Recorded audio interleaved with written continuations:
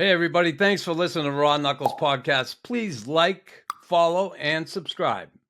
So we went down with him and then lived in Manchester. And, you know, my kid started primary school there, and he's literally wearing the British school uniform. It was hilarious with a tie and everything. And he had an accent and he was talking, Dad, can we go to the park and throw it in the bin? And I'm like, this is fucking hilarious. So it was just, we got to move home. Seriously. He lost it in 2 weeks after coming home. He lost it, but it was hilarious. He's like, but, hey, jag off. Like, yeah. he's just now he's talking like a redneck Albertan. like probably. me. Apparently like me. When I stepped on the ice, I never backed down, and I never stayed down. And I was vicious, and I was malicious, and I don't care. I'm alive. He's a freaking madman. Look at him going to town. All right, welcome to the RawKnux podcast. Knux, we got a guest today that I played with numerous times in college. Actually, yeah, believe it or not, he played college hockey, let alone he went to college. And I got a chance to play with him sometime in our pro career. He's a good friend of mine too, Jay Rosehill. Welcome. What is up, you guys? I mean, you got two guys here that are collegiate athletes with you, Stapes. Don't forget about that. You're not the only one. Yeah. Oh yeah. That's true. Now, Rosie, was that growing up, was that the plan? Like, how'd you get into hockey, and then was college the route you wanted to go the whole time? No, fuck. I didn't know the difference between anything, man.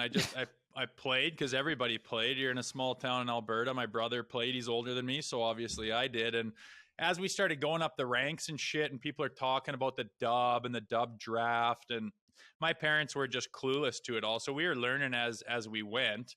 And, I was playing midget AAA when I was 16. So things were starting to get serious, and I got listed with Seattle in the WHL. And to be honest with you, I'd been to Red Deer's camp and had success. I wanted to play in Red Deer close to home.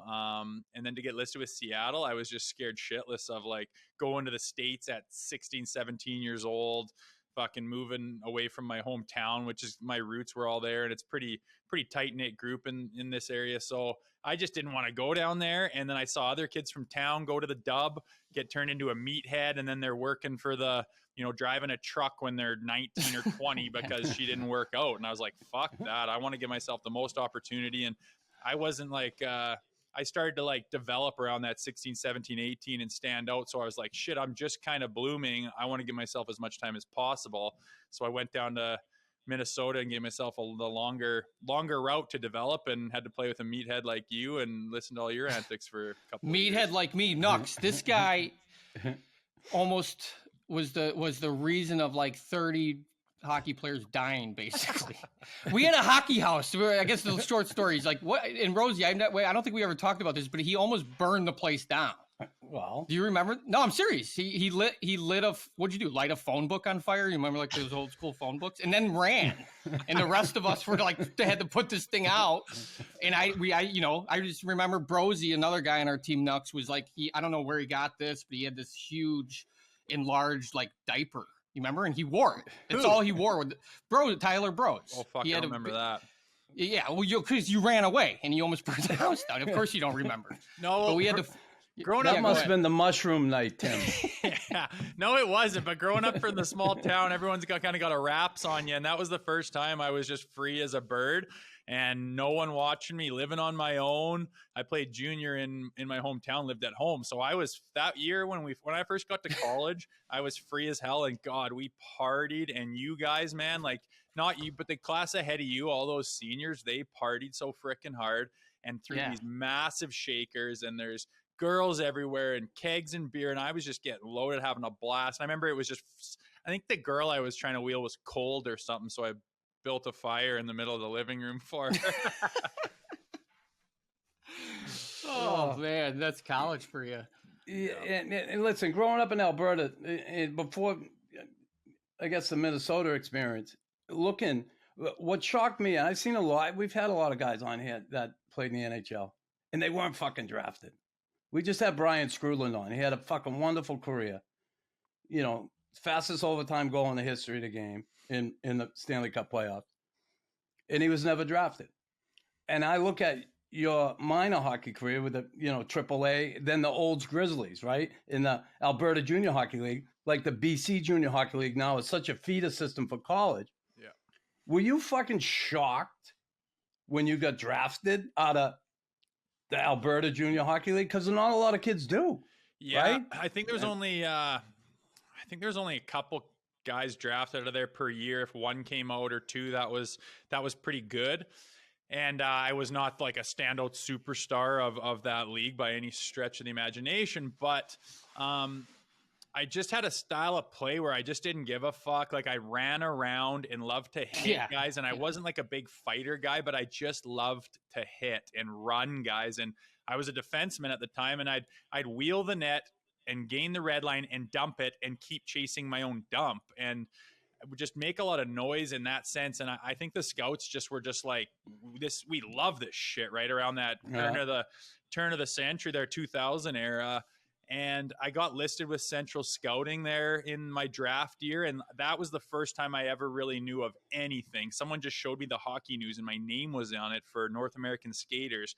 And like my heart sunk and I was like, what? I'm like, they're watching, like they're noticing. I'm like, this is insane.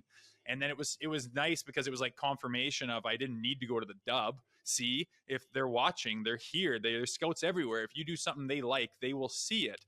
And as that year went on, a couple scouts would come to watch me. I was informed about, and I knew through the grapevine that they loved it when I hit and ran around and wasn't, would just run around is what we called it. And I was more concerned about the biggest hit that I could make. Well, you caught someone's attention for sure, right? Yeah, so, it's like it's funny. I got drafted out of college. Yeah. Last year, the 20-year-old draft. You were drafted 227. I was drafted 231. Yeah. I was, and like I ran around in college, back for a game that it was physical, but no fight and none of that shit. But I ran around, so I end up getting drafted. You get that opportunity. So you go to Duluth. You're there a year. With Crazy Tim, fucking Crazy Tim. Hey, we're all fighters in the room here, right? So we all got something in common anyway. And Tampa Bay, do you go to camp with Tampa Bay and then you end up going to Johnstown? What happened there? I'm curious. Yeah, so we had like that year we had like Traverse City Prospect Camp. I kind of got the understanding of how things work with camps and stuff, and then went to camp, main camp and everything. And I mean, Vinny LeCavalier and Dave Anderchuk are there, and Marty St. Louis and Brad Richards, and they had just won the cup after the year they drafted me. And so I kind of got that feeling. And then after I left college, after 1 year, I wanted to play pro. I went and played in the American League for the majority of the year under their system. And I think at the end of the year, we didn't make playoffs. So I went down to Johnstown and played 4 or 6 games or something like that. And I wasn't happy to leave college early and have time in the coast. Like the point was, if you're going to leave college early, you should be at least in the American Hockey League. But they were pretty horny about getting their defensemen developed and playing their system.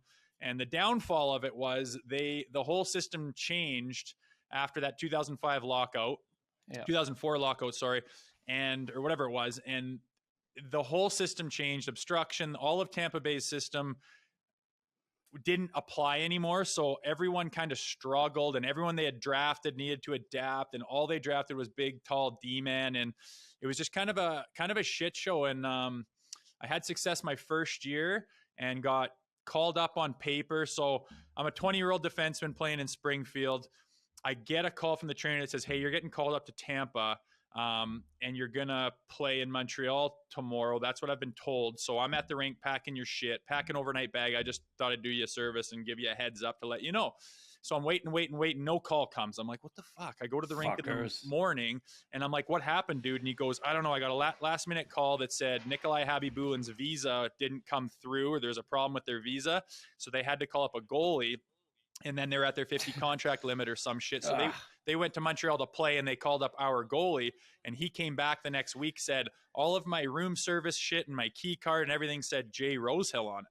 So I'm like, fuck, I was like that close to getting called up. And I was like, fucking wow, Russians. Yeah, crazy fuck. fucking Russians. Like, Yeah, be fucking get your booling. paperwork done, for Christ's sakes. It cost me a game in the National League. But personally, I don't know if I was ready to do that when I was 20 as a defenseman. I just wasn't ready. I don't know how that would have gone if you threw me in the show at that age. But anyway, that year was good. I was a black ace for the playoffs and was in Tampa skating and staying ready, and it looked so close. And then my second year, I just had a different coach come in. Steve Sterling came in to coach the American Hockey League, and he just fucking hated me. He just told me to my face, you can't play in this league. I don't want the puck on your stick. I want you to put it in the stand. That's a real piece of shit. Put it in the bench. If it's on your stick, put it in the bench or in the stands. I won't give you trouble. Just get it off your stick. I don't want to see it on your stick, was his advice to this 21-year-old. It fucking ruined me, That's a man. fucking ugly American, Steve Sterling. And now we have that rule: you can't shoot the puck out of your own. So that's because of Rosie. He just fucking 50 times a game. He just shot it in the fucking stands. At least I'll be remembered for something. The Rosie rule. The Rosie rule. Yeah. Don't go high off the glass. Shoot it in section 300. That's Forget the window and out. Put it up in the nosebleeds. And change. God damn. That's how it was, dude. And that's my biggest thing about hockey is looking back. And I mean, I don't know why fucking Steve Sterling would do that. He was like 60 some years old. He seemed so tired and frazzled. The team was shitty. He just didn't even want to be there. And he would just talk down to us like we were such fucking losers. And it really jaded me on hockey for a long time because I would grip my fucking stick and I would have this laser beam from my mind thinking about right to his eyeballs. And every time I touched the puck, I was just thinking about him going, just waiting to fucking give it to me. And you're trying to make something out of the few minutes that he gives you a night. And it was just like, fuck, last year I'm like in the show almost. And now this year I'm a miles away. He sent me down and I was just a million miles away, man. And then, so I was down in the coast for 2 games I played. And then they called me back up and said, you're playing forward. We played Binghamton last night and they kicked the shit out of us. And I used to play forward up until midget. So I was like, okay, I'll go play forward, anything to not be in the coast. So then that was the time where I just started playing forward, running defensemen, getting in the goalies' faces, and then I'd have to fight, and I'd have to fight more. And then I fought a little bit more, so then the other team's tough guy is like, oh, I'm going to go after this guy because he's willing to fight. And all of a sudden I'm fighting heavies, and all of a sudden I'm fighting 25, 35 times in a season, and it's like, holy fuck. And once I put the hammer down with that stuff, I was like, fuck it, fuck Steve Sterling, fuck Tampa. I just want to get the hell out of here. And the only way I can do it with these 5 minutes a night that he's giving me is just to make a lot of noise by running around like a maniac and fighting anybody who fucking looks at me sideways. And I did that and made a reputation for myself. And then that's how I got out of Tampa's organization. Brian Burke traded for me and I got my rights went to Tampa. And that's when I got to finish out that season on the Marlies. And that's where I ran into you, Stapes, and you were kind of in the same boat getting signed. Yeah, by I was them like, hey man, I'm fighting it too, dude. I'm fighting here too. Just power play. No. Stapes' classic line was he got to shower with the Leafs once. Yeah, that was right. I got to shower with the boys. Speaking of the Leafs, what was I just came across? You got to tell that story quick about like funny stories of fighting about Brad May. Oh yeah, because I got a Mayday story too. I'll tell you after. Well, that guy's a beauty. I learned. He is. God's given, just the kindest guy, nicest guy in the world. And yeah, anyway, I knew of. He's such a good dude and old school, tough guy. Like those guys that I crossed paths with when I was on my way in and they were on their way out. I always loved to say I got to play against them or fight him, or you know what I mean. It was really cool because so much respect to those guys that played in that era when it was just so goddamn tough.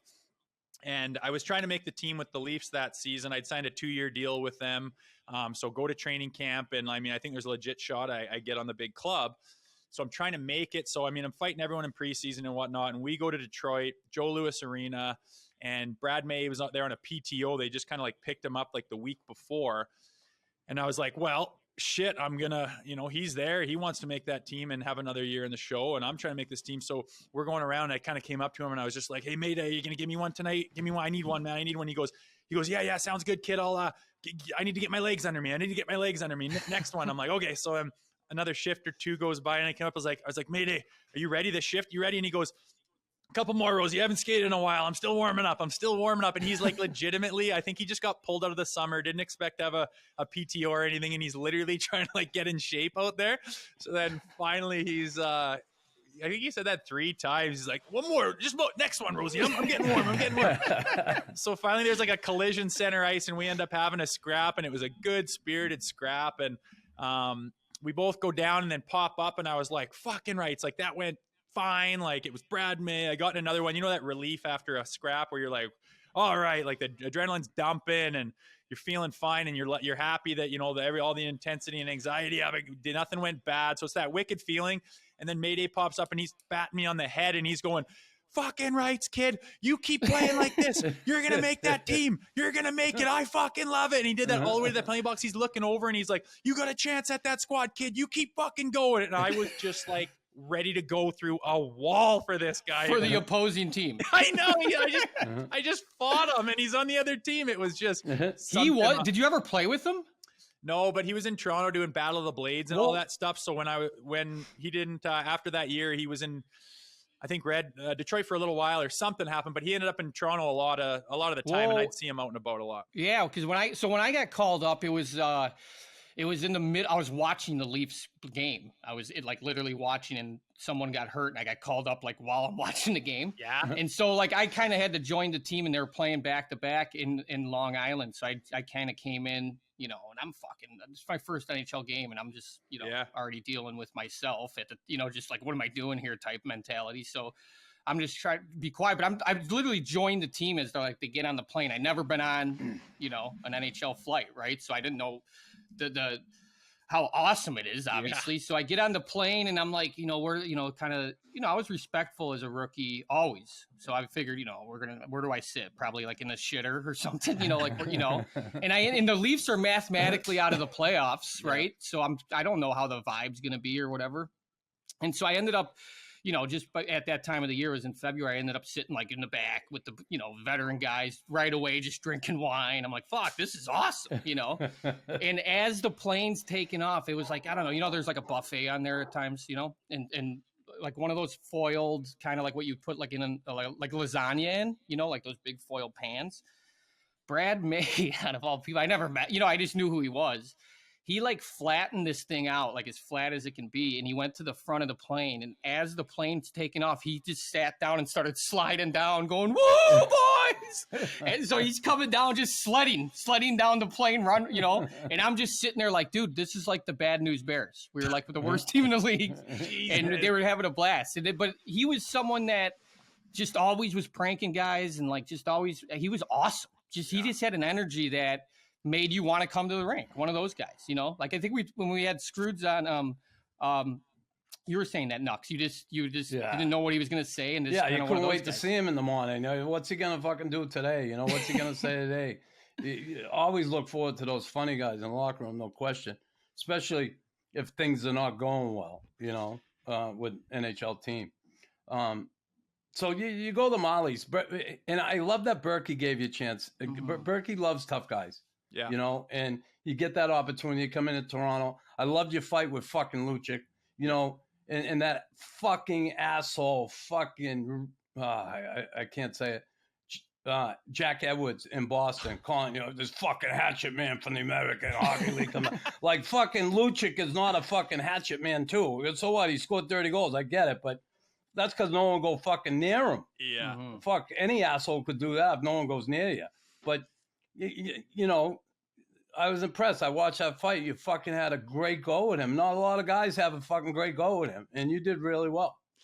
Oh, I appreciate it. Yeah, there's just tons. I mean, I don't know, Knuckles. I mean, I had 1 year at 275 PIMs, and you had a decade of 300 plus, it seems like. And you know that, you know, the toughest guys with the biggest names and whatnot are not always this guaranteed way tougher fight than some other guy that no one's ever heard of. I mean, every time you're scrapping a guy who's willing and is capable, you're in just as much danger as when you fight the big boys with the big name and the contracts and all that shit. Like, everyone always asks me, who's the toughest guy you ever fought? And like, they're always like Lucic or McGrattan or blah, blah. And I'm like, fuck, I don't know. Those fights were, yeah, for sure. You got your hands full, but you want to talk about some of the meatheads in the American League that didn't make it and how big and crazy they are, and they're all on roids and they're fucking beating their heads against the wall in warm up, and you're like, oh my God, like, yeah, they don't have the name that Lucic does, but there's guys that are so damn tough. They would be like shadow boxing. Seriously, man. Some guys are just crazy. You're like, I wonder if I have to fight tonight, and then you look over and the guy's like shadow boxing. You're like, I know. People always ask me the same thing, Jay. Like, who's the toughest guy? I mean, they were all fucking tough. Not, and if you ever, I always said, if I start classifying guys, putting this guy here, this guy, I'm doing myself a fucking disservice. And I just, every guy who does that job is tough. I don't give a fuck who it is. And you nailed it with that. But I remember here in the Quebec League, they got that senior league here in Quebec. It's fucking crazy. Is it? Okay. Now they asked me to play in that thing when I said, are you fucking out of your mind? I'm going to go up there for whatever, $1,000 a game and fucking have some musclehead fucking knock my teeth out. Oh my God. And Lyndon Byers, they called LB. He went up one fucking game and he got his nose broken. He fucking got his paycheck. He got in the car and he drove back to Boston. He said, fuck that. No more. It's crazy. But, I give you a lot of credit. I look at, listen, you fucking persevered. Mm-hmm. And you had the drive and the will to stick with it, and you got to the fucking show. A lot of people never get there. They don't get a sniff. They don't get out of the fucking East Coast Hockey League. They don't get to the American League. Yeah. And you got there. You played over 100 games. So that's a huge accomplishment. That being said, the fighting part for you, because, people always ask me, I'm sure they ask you, how was it? Anxiety, blah, blah, blah. I was nervous before games, no question. I was able to walk through those, the fear of fucking getting beat up or the fear of losing a fight, because you lose a fight, you could fucking see you later. But I was able to get through those. And a lot of people, we hear different documentaries. Oh, I couldn't sleep I could sleep like a fucking baby the afternoon of a game, honestly. But when I woke up, I had to get out of the house. I had to get out of the hotel. I had to go right to the rink and start thinking, How was it for you? Yeah, interesting. Weirdly enough, I had anxiety playing hockey, and weirdly enough, it wasn't related to fighting. I was the most confident with fighting. Sure, there was some afternoons where you're on your way to wake up from your nap and go, oh yeah, and you're putting your suit on and you get in your car driving to the rink, who's waiting for you, like some guy that goddamn well you are fighting that guy tonight. And that's on your mind. But honestly, there's games where I knew I was no chance, no one is going to fight me tonight. There is no way I have to get into a fight tonight.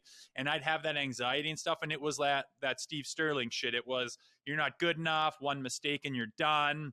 Where's your career going? It's a contract year. Are they going to send you down? Do I have a hope in hell? Like all these different things. That's what gave me the anxiety. And it was kind of a struggle sometimes, to the point where it was like I wouldn't look forward to game day. And then I'd have all this guilt that I wasn't like appreciating every second that I had living my dream playing pro hockey. And there was all that going on. So I had that. I noticed that for sure. But for some reason, it wasn't really related to the fighting part. There wasn't any real correlation between it. Yeah, it's interesting. it is. I felt like that too towards the end. I just start crying. No, I like that was good, because you explained that really well, because I felt like towards the end of my career I was like, why do I even like hockey? Kind of, right? And it's like, and then I was like, am I taking this for granted? And then I don't know. I would always be, afraid to make mistakes, and I don't know. That's interesting. I don't know where I'm going with that, but that was good. How do you feel today? Like, is it? No, like I feel it went away right away. I feel like $1 million. My lights are going off here. I don't deal with anxiety anymore, and I didn't know what it was until many years into it. I played pro for like 13 years, and it wasn't until the very last few that I even knew what the word anxiety was and related it to what I was feeling. And I mean, I remember playing and like my legs would squeeze, because how your chest gets kind of tight if you're anxious and shit. Some guys' chests do that, and I would do that a bit, but it was my legs would squeeze. And I remember like I'd be in the American League and I'd be all fine, feeling like $1 million, and I'd get a call on the hotel phone. Hello, hey Jay, you just got called up. Oh, that's awesome. Pack your shit. My fucking legs just squeeze, and there's this tingly squeezing feeling in my legs. And I'm like, it's so fucking related to what I'm feeling mentally. I'd get all nerved up, and I just thought it was, oh, it's just nerves. Oh, you're just nervous. And it's like, you don't play this many fucking years and still get nervous. It was just, I had this anxiety, and I realized it later. And and now that I'm done playing, I look back and I realize what it was. B, I'm thankful I don't have to fucking deal with it anymore, because nothing in my life. What was it exactly, Jay? Sorry. What was it exactly, the anxiety? Where was it coming from? Exactly. Just hockey. Yeah. Just playing hockey. It was like, it's like, I'm like, it was like, it would be, for me, it would be like, man, if this game somehow got canceled, it would be awesome. Like, it was like almost, dude, it was weird. I had that, man. Too. I'd be in the American League and we'd blow a fucking tire on the bus, and I'd be like, hopefully we don't make it to the game. Hopefully we don't make it to the game. And I'm like, what am I saying? Like, what? And because you probably have no idea what we're talking. Right? I don't. Like, it's I just don't. I can't identify with that feeling, because I can identify with the anxiety before a game, thinking, okay, I'm going to fight this fucking idiot, that idiot. Yeah. Which isn't, the weird thing was like, I would all of a sudden, you eat it, and it's like. The weird thing is, I would go on and have like a 3-point night or something, and it would just be the same feeling the next day. And I was just like, what the? Dude, and Knux, be glad you can identify with that. I've never felt anything in my life. I can't explain it to a person. Like, say my dad or my brother have never really, they're like, well, what the hell? Like, the game went awesome yesterday, or you already fought that guy and you kicked his ass, or you just got a new contract, or you don't have to deal with that coach anymore. And I'm like, I know it doesn't make sense. It's not rational. You think I want to feel like this? I know, but I'll wake up from my nap and my legs are squeezing and my fucking chest is compressed, and I got to go fucking try to do well. And for whatever reason, it did that to me, and nothing else has done that to me since or before, and it just fucking was what it was. Well, that's good. Why. That's good. It's gone. But your generation, Knux, I don't know if you didn't talk about it. It didn't exist. You didn't like, what the like, fuck Knux doesn't know what like depression is, or he's never heard of that. No. No, I'm kidding. And listen, I experienced depression once. Yeah. And I was on prednisone, and I came off it too fast, and I was sitting there in the living room fucking like, what the fuck is going on with me? And Jamie finally said to me, are you okay? I said, no, I'm not. Now, it was awesome for me to experience that, because when I hear people talk about depression, I've been hungover before and fucked up, but that I wasn't depressed. I was just fucking hungover, or if I ran out of drugs or alcohol, I'm like, I'd be depressed about that. I'm bummed out. Where am I going to get it? But real depression, no. But now that I've experienced it, have I had anxiety before games? Yeah, like that nervous feeling, but you always had to hide it. You had to mask it. Back in that day, for sure, you couldn't show it. Yeah. I saw, like I said to Tim, I had, going to Boston Garden or Philly with my teammates. I look around the room, fucking guys were scared to death. I couldn't be scared. They were looking for me to stand up and fucking, let's go, blow the bugle, carry the fucking flag and the fucking saber, all of it. And I loved that. I thrived on that. But, it wasn't without some trepidation nights. There's no question about it. But, so the Leafs experience, you play with the Leafs and then go back to Norfolk for some, and you end up with the Flyers. What was that experience like? Because Philadelphia fucking loves a guy like Jay Rosehill. Yeah, it was so that year with Norfolk was the lockout year. Like, I played 3 years, the majority of it was with the Leafs. And then lockout happens, and I'm like, this is my fucking prime right now. Like, this is my prime earning years, playing years, experience years, and we're in a goddamn lockout. So I was rattled about that, playing in Norfolk in the lockout. And then I was on the golf course and just got a call, and it was Paul Holmgren. And I was like, what the fuck is going on? I had no idea it was coming.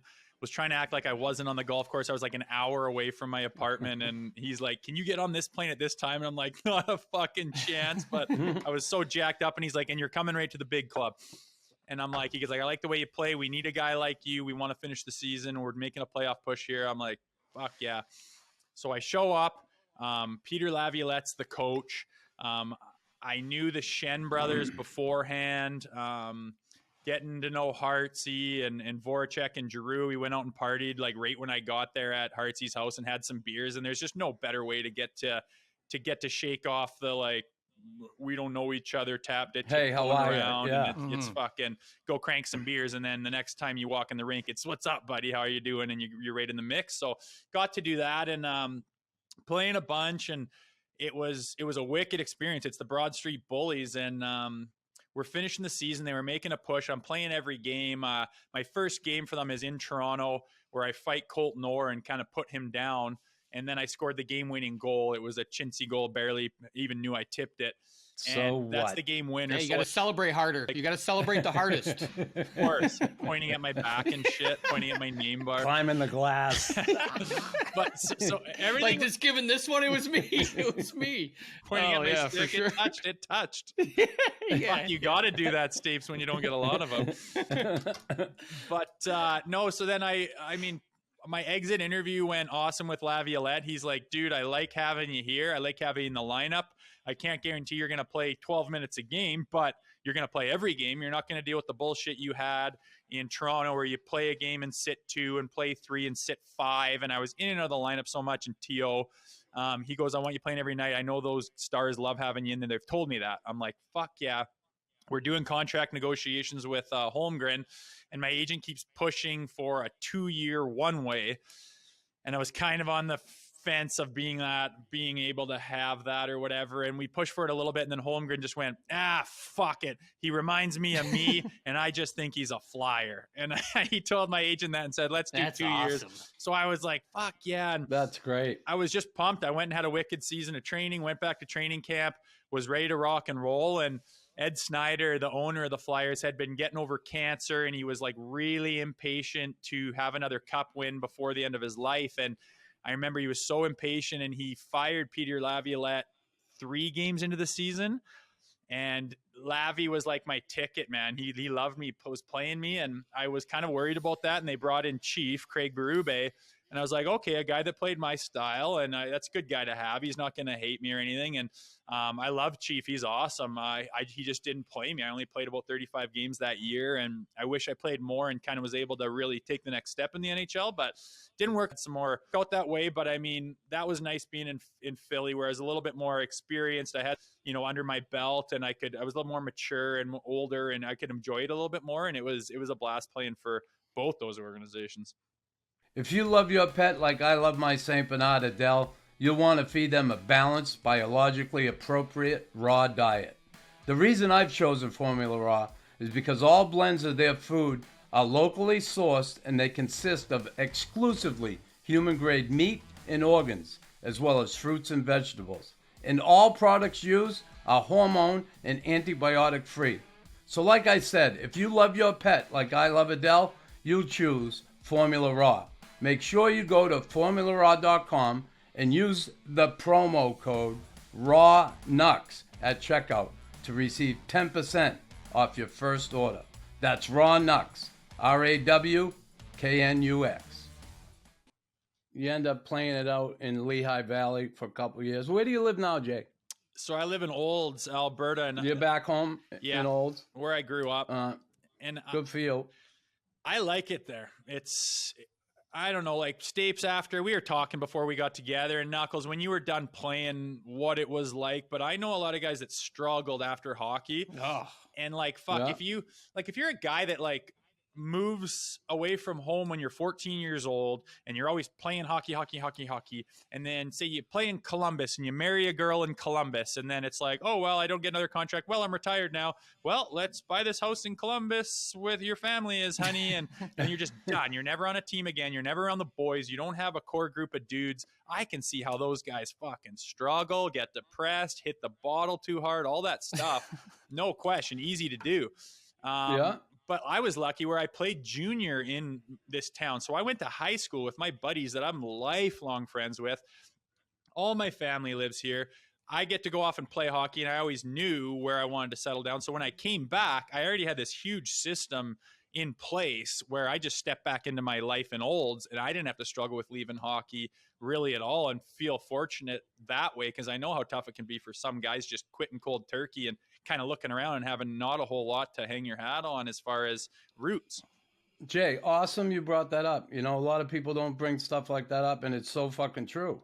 Like, guys do struggle, and they talk about the league transitioning out. They're going to help players. They don't give a shit. When you're done, you're fucking done. You're a piece of meat. And I never realized that more till after I retired. When hockey was over, I just realized it. That's I'm all. still like kind of, like I start crying again. This is a really emotional episode. No, I think it's great that you brought that up, because I can tell you, like, at times I'm like, am I going crazy here? Am I the only one that feels like this? Where it's just like, is there anything else I can do out there? Right? Like, I don't know, what, and where I struggled, and I still kind of struggle a little bit, is that structure. I think, when we're playing, it's like, hey, take a piss at 8:00, video at 8:30, this at 9. And then, here's when I your got meal done, money. Here's your meal money. Yeah. And then it's like, I got done. And it's like, I got to create that structure. And I don't know, it's hard. And then you just like, you're questioning yourself. Like, what do I do? How many years you been retired, Stapes? 2018. Yeah, same here. Yeah, it's fucking weird. Like, when you're playing in Russia, like, I'm not saying I could have gone. I don't know. I just didn't even want to sniff around Russia because of the stories I heard. But like, you only got one other guy that can speak English on your team. And like, did you have that sense of the boys and the team and where are we going for dinner? So we talked about anxiety to start. Like, now we're going to talk about depression. Okay. I'm kidding. I believe it. No, you're right. That's a good question. I was, I mean, you'd grab the one import. I mean, I don't know. The first year I was on a team that was outside of Russia. So you're allowed 10 imports. It was like playing like in an AHL team. Inside of Russia, you kind of just go where the Russians go and let them speak Russian. You know what I mean? Like, you just tag along. And like, once in a while, they're like, blah, blah, blah, Stapleton, ah, they're laughing. I know you guys are fucking laughing at me. Like, but there's nothing you can do, So it was, unless you get lucky. I think the one year I had, like Chris Bork and another American. Yeah. And we, you kind of just stick together, just like no different than, if you get two Czech guys, like they're always together, right? Like when they play. So it's kind of like that. And then you must have felt really secure when you realized you had a North American coach in Mike Keenan. Oh God. Yeah. Talk about that. What a hot shit. Yeah. Whoever that Sterling guy, him and Keenan. Sterling was probably best man at Keenan's wedding. That sounds, Fuck, he's legendary for being a piece of shit, isn't he? Oh, I'm telling you, we had him on though. He was awesome, right, Tim? He was. Yeah, we had him on. He was really good. It was like I was facing my bully, and I was like, man, this guy's awesome. I bet he's a good guy, and you'd love to have a beer with him, but you just don't want him to fucking coach you. Yeah, a lot of guys didn't want him to coach. I heard some stories. Oh yeah, I just he was really good at that. I mean, but speaking of like. So what do you prefer doing, fighting or scoring a goal? And how was scoring your first goal? My first? Not Knux. Knux has got hundreds of. I don't need to go through those. I want to know about your first. Well, I say I have. When people ask or whatever, I say I have 5.5 because every little bit counts, and the halfers because one got disallowed, which I'm not totally fucking thrilled about. So I got to give myself something for that. But the first one. It was my third game in the show, so it's cool to score early because it wasn't like, I got to score soon here or anything. You got a job to do and you kind of do that. But it was against the Penguins, Marc-Andre Fleury. They'd won the cup the year before, and a good buddy of mine was going to school in the States, and he drove up to watch my third game. And I just snuck in behind the D-man and got a dish from Jamal Myers and just kind of banged it home. And the celly I'm doing after is like this fucking genuinely like that just happened celly. So I remember getting off the ice for my first shift, sitting down going, that's it. I've done it. Like, that's it. You can't forever and ever. I've played in the show. You can't take it away from me. And I wanted that and chased that for so goddamn long and was so horse blinders on just that. And then you did it. And then it was like, whoa, there was an adjustment period of like, I got to set new goals and stuff. Cause I've freaking did that. Then the next shift you were like, don't turn the puck over. Don't turn the puck 100%. over. There was no lack of things I needed to do out there, but then banged one home early. So that was pretty awesome. And just so many things happen. I mean, could things have gone better? XYZ, you can sit there and pick apart. Well, if this coach didn't get fired, and if I would have got this contract, or fucking all day long, well, anyone could say that. Or you could say, man, if this didn't happen, if I didn't get traded to Philly, if I didn't have Brian Burke there, if I didn't blah, blah, blah. You look at all the positive things and the things that went well, and there's lots to be thankful for and appreciate. And yeah, again, being retired and being able to look back with perspective, it's nice just to go, you know what, you couldn't be happier. You're thankful it went that way. And now you're thankful you're happy doing what you're doing now. And just, you got to appreciate just anything you get in that league is a fucking blessing, man. Cause it's not easy for some guys to get there. It's not easy too in the minors and Knux too. Like, as probably it's just like, you're down there with a lot of guys who are like, oh, the world, I got fucked. Right. Oh, yeah. There's a lot of guys, right? Yeah. So it's easy to get into that. Just be like, I'm getting screwed over, when it's like, man, you got called up and you played fourth line and you hated it. And, we already got Patrick Kane or whatever. Like, they're not going to put you on the power play. So do what you're supposed to do on a fourth line. But a lot of guys would be like, they didn't want to do that. So you're right. It's just those opportunities. It does, we, like you said, the what ifs, but, things happen for a reason. And was it better to score a goal? What was a better feeling? Home in Toronto scoring or home in Philly scoring? Probably home in Toronto. It was, you just can't beat that market. Getting in a fight at center ice in Philly is probably better. And scoring in Toronto is probably better. But I mean, like when I got traded to Toronto, Stapes, and you were on the Marlies, and I got traded there, said, hey, Eddie, what's up? And we're chatting and catching up. And I'm like, you just got a game, didn't you? Like, you've played in the show now. And I was like chatting you about that. And you're like, dude, I got thrown in. Fucking, is this how I talk? Yeah, fucking. I get in the shootout. They pick me. I'm like, fuck, I don't know. So I just have a move in my head. I fucking pull it off, and the fucking whole place goes nuts. And I mean, I couldn't even buy dinner the next fucking week because everyone's jerking me off. Like, that's about how you'd say it. But legit, man, you go and you do one thing in that market, and you're just this fucking dude now, this story. And you got to do that your first NHL game. And was that your first NHL game? You buried the shootout winner? The shootout winner, yeah. And I've always wondered what I sounded like. Apparently, I sound like a complete asshole. So sorry, Jesus. But yeah, no, that happened. Yeah, and it's funny you say that because it was like, I don't know. I was up for 3 games, and that all happened, and it was like I ended up scoring the next night in Toronto. I didn't, it was kind of a shitty goal, but regardless, I got sent back down before the trade deadline. Like, hey, we got to get you down before the deadline, and then like they just never called me back up. But I didn't really take that all in until I got back and had some time, and it happened so fast. And then I had that feeling too of like, wow, I can't believe that just happened, and I got to do that, and it's a pretty good feeling for sure. Totally. For yeah. Sure. So I gotta ask you about your time in the UK, and I went over there in retirement with Bob Probert and a kid who played I forget the kid's name. He's from Toronto, and he played in that league over there, and he wanted to bring some ex-NHLers over and play in some of the different markets. We went to Nottingham. Yeah. We went to Nottingham, Manchester, Cardiff, and we went to Manchester, maybe. Was it? Yeah, Glasgow. Went to Glasgow, Cardiff. Anyway, we played around. People are nuts about hockey. They love the fighting, obviously.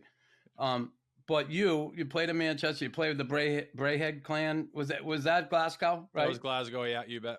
Yeah, a good experience. I loved going over there. It was awesome to go around and see that, experience it. How was it to live there, especially being a hockey player in a place like Manchester? Hello, Manchester United, yeah. Manchester City. Mm-hmm. Being a hockey player playing in city, you must feel like, hello, all these soccer players. It's so huge, soccer over there. It's huge. What was that like for you? You joined like the hooligans. He was part of the hooligans, just fighting in the woods and shit. I was throwing Molotov cocktails at the fucking other side. No, but so how it all came about was it was later in the season. I was going to sign with Phoenix, and I think Chayka was like a 28-year-old GM for the Phoenix Coyotes, and my agent was working with them. They offered me a contract. It was a 2-way deal. I was probably going to go to Tucson. He said, take the weekend and think about it and let me know your answer on this offer. So that weekend, I'm talking to my wife. I'm looking at places near golf courses and shit in Tucson. I'm looking at their depth chart, saying, is there a chance to get up with the Coyotes at all? And blah, blah, blah, blah, blah. So then we decide, let's do it. On Monday, he calls Chayka and he's like, oh, who? Yeah. Oh, no, sorry. We gave that contract away. We stayed in house with that one. We stayed in house. And my agent's like, you fucking offered us a contract 3 days ago. Like, it was the most unprofessional thing we'd ever seen. So then he's just like, yeah, sorry. End of story. So now I'm just standing nice there, feeling like I just got my dick in my hand. I'm starting at square one. Like, this is not. And then I get some calls from overseas. And the one guy that called me, Ryan Finnerty, is from Alberta. He was running, coaching the team and everything in Glasgow. And he goes, come on over here. He goes, you can fight as much as you want, or you can fight 0 times. I do not care. I'm going to play you a regular shift in the top 6. I want you net front on the power play. I want you killing penalties, and I need you to wear a letter for me and be the captain and whatever else. And I was like, fuck, does that ever sound like a nice change of pace? Power play. Yeah. Net you had front. to look up power play. What's the definition of power play? What's he talking about? I'll tell you what happened first game on the power play. I should tell you what happened after that. But did the anxiety go away? It did for a while, and then it came back, and it was still there. And I remember that's what it was for me, saying, I don't have to fight anyone here. I have everything by the tail here, and I still have this stupid fucking shitty feeling about just expectations with hockey and blah, blah, blah. And hope, it's just still is there, oddly enough. And, but no, I got there, and I mean, fuck, I'm a golf fanatic, so I mean, you've got the whole open rotation there, the British Open, the Open Championship, obviously, and everything about the history of the game I like. So I was like, that'll be cool. And I've got a family now. I'm going to pack up and go over there and have an experience. And started off in Scotland. It went really good. We have like 14 Canadians on the team. And then all the British guys are fucking beauties too. So it was just awesome to play like that, play free, have a coach in my corner. It was definitely nice. Learning a lot about living abroad. And then Finnerty the next year moved to Manchester, and there was 3 or 4 of us on the team. He said, I want you guys to come with me. So we went down with him and then lived in Manchester. And, you know, my kid started primary school there, and he's literally wearing the British, school uniform. It was hilarious with a tie and everything, and he had an accent, and he was talking, Dad, can we go to the park and throw it in the bin?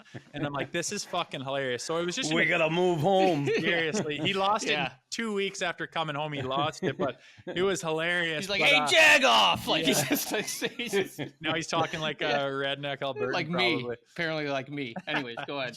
But no, good experience, man. It was fun. I mean, we got to go to Manchester City games and go to Man United games, and I got to play St. Andrews and Carnoustie and Turnberry and fucking go up to the Highlands, and I went over to Dublin and saw Ireland, and it was a wicked experience. And then I got to decide on that last year in Manchester. It was like Christmas, and I'm just getting tired, and I'm noticing that my body's kind of not what it used to be, and my goal is like, what am I playing for? Just a paycheck now. And I just was getting tired out, and this feeling kept creeping in. And I remember I got in a fight and my adrenaline didn't spike, and I was just kind of like nonchalantly fighting. And I was like, whoa, that's never happened before.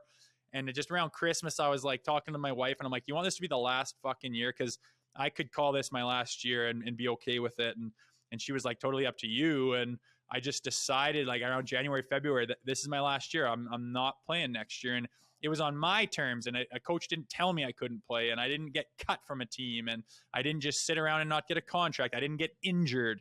I didn't have COVID ruin my fucking last year. Like, it was all just good, man. And I could quit on my own terms and retire. And I knew it was my last game. And I had another guy on my team, Dane Byers, who very similar career to mine. He was in the same boat, and he did this good term, and I'm happy with it thing. And he's like, I'm not playing next year. This is it for me. And I'm enjoying every second of it. So it was cool to go out on that foot, and I got to finish up over there on like a good, and nice to have no regrets or not be bitter about anything.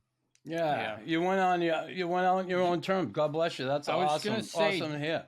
It is awesome. That is awesome. Yeah. You and Barry Sanders went out on your own terms. Like, you don't even know who he is. You got that Canadian football Canadian. shit. Yeah, he's got the bullshit. You guys. No, I was just going to ask you, like, do you think that anxiety, like, I know today's times are different, and like, you know, there's more access to like, you know, talking. Do you think that could have been like prevented, or like there's probably players today that have it, you know? I know there is. Like, what would you? Yeah. Probably. No, I know. Yes, there is. So like, what Half do you the think league. you could have, like, how do you deal with it? You got to talk about But it. it's I weird guess, because right? back in the day when nobody fucking talked about it, it didn't seem to be as prevalent. And now that there's fucking everyone and their dog is willing to Everyone hold your has hand it, if you yeah. need it, it's so prevalent. I mean, I Yeah. kind of blame phones and social media. I mean, kids are as fucked up now as they've Yeah. ever Yeah. been. Don't try to fucking prove me wrong on that. They have more mental shit going on right now and with kids than ever. And I Yeah. blame social media and stuff, but now they're more aware of it and we talk about it more, but it's more prevalent than ever. So I don't know what the correlation is, but definitely, like, if you've got something that's legit in your head, like, I honestly just thought, like, my brain won't let me be rational. I know everything's good. I know last night went fine. I know I can beat this guy up. I know the coach is in my corner. It didn't matter. You'd still have that shitty feeling like there's an imbalance going on in certain situations where your brain won't give you what you fucking need to be what you normally are. And if that's the case, you need to go sort it out and talk to somebody. And I think that where I think the NHL is lacking right now, I mean, I've seen $100,000 treadmills. I've seen hyperbaric chambers. There's nutritionists and strength guys and fucking they'll employ everyone and their dog. They'll buy any piece of equipment to tell their team that I've given you every opportunity to be successful. And it's always around the physicality of it, you know, of what can we give these players to win a Stanley Cup? And it's always physical. And everyone has said for their whole life, you know, throughout all of hockey's 90% mental, 10% physical. And I mean, that's an exaggeration, obviously, but everyone says that and knows what it means. And it's like, if that's what the case is, why is there no fucking emphasis on the mental side of the game in the NHL? Like, you're buying $100,000 fucking treadmill that collects dots that you zip your fucking self up into that I've never seen anyone even remotely fucking look at. But you're not going to get like have an open fucking forum to independent third party. I don't know. Maybe if a fucking psychologist or something would help you. I've only talked to those people a handful of times when I was in Toronto. It was super helpful. I should have used it more. And it just wasn't. It's kind of available, but it's not. And it's like, if you want to win and you got all these millennial and Gen Z kids coming up and you know how hard they are to fucking coach nowadays. They go into their shell if you fucking yell at them once. They're not as fucking pace with these guys. And you're as strong as, mentally as what the guys in the past were, my generation. And then even more so your generation. And everyone thinks the generation before them is softer, but it's probably because they are. Why aren't teams investing tons of fucking money in getting these guys' mental strength up there? Because it would be so beneficial, but I think they're kind of behind the times on that.